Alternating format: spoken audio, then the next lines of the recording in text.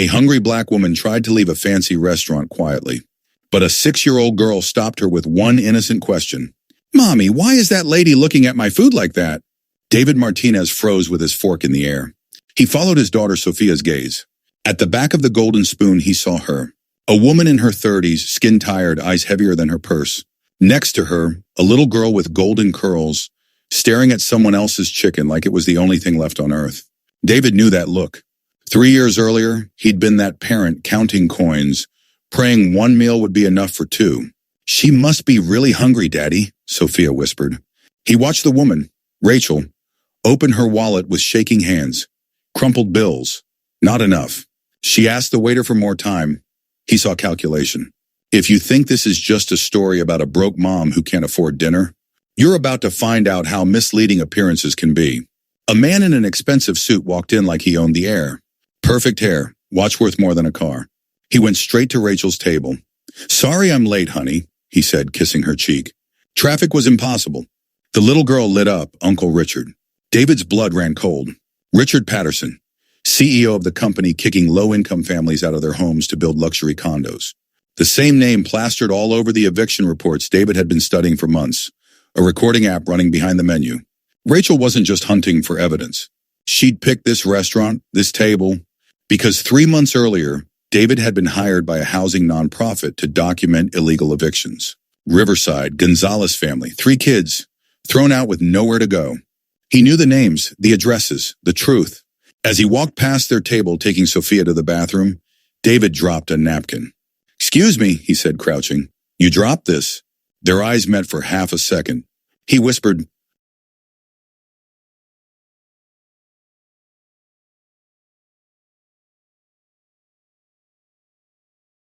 Richard smirked. "When you have the mayor, a judge, and the sheriff in your pocket, there are no legal problems." David felt his stomach turn.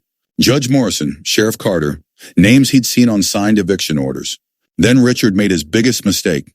He called the sheriff. On speaker. "Carter, I need Riverside cleared by tomorrow night," he said. "I don't care if it's Christmas next week. Use as many men as you need. No witnesses, you'll get the extra 10,000. The whole restaurant could hear it. David's hands shook as he snapped a photo of Emma's live transcript and sent an urgent message. "Urgent. I have recording plus live transcript of Richard Patterson ordering illegal, violent removals for tomorrow. Family's in danger. Need a lawyer now." The answer came instantly. "Dr. Amanda Torres is on her way." Amanda exhaled slowly. "This doesn't just stop Riverside. This could bring the whole network down." At 6:45 p.m., Richard's phone rang. "Patterson here," he said, bored, arrogant. "Mr. Patterson, this is Special Agent James Mitchell with the FBI," the voice said. "We need to talk about your activities regarding the Riverside complex and your conversations tonight at the Golden Spoon." For the first time, the color left Richard's face. "There must be a mistake," he stuttered. I don't know what."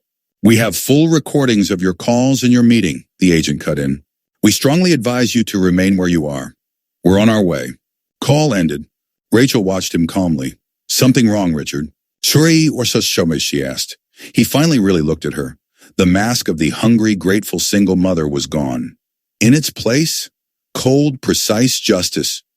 "Who are you?" he whispered. Rachel smiled, and this time it was sharp. "My name is Rachel Williams, civil rights attorney, and you, Richard Patterson, just confessed to enough crimes to spend the rest of your life in prison." She placed a small recorder on the table. The blinking red light said everything. 3 hours, she continued. Bribery, corruption, illegal evictions, violence, all in your own voice. Emma looked up from her game. "Hi, Mr. Patterson," she said softly. "My mom says lying is bad. Why do you lie so much?" Before he could answer, Amanda stepped up to the table. "You're in a public place, Mr. Patterson," she said. "No expectation of privacy. Every word you spoke is admissible." Richard finally looked around. Several customers were federal agents. The restaurant had become a live crime scene. "Richard Patterson," Agent Mitchell announced as he walked in with his team. "You're under arrest for corruption, civil rights violations, conspiracy, and a long list of other federal crimes." "My lawyers will destroy you," Richard snapped weakly as the handcuffs closed. "Your lawyers have already quit," Amanda replied. "They've heard the recording." As he was let out, Richard turned to Rachel.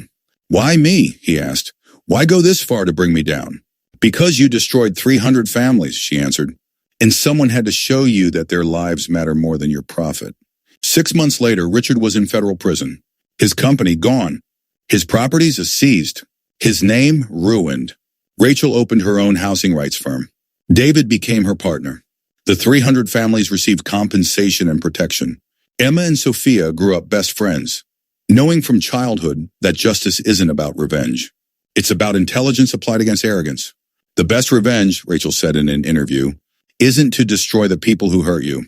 It's to build something so strong, their power becomes irrelevant.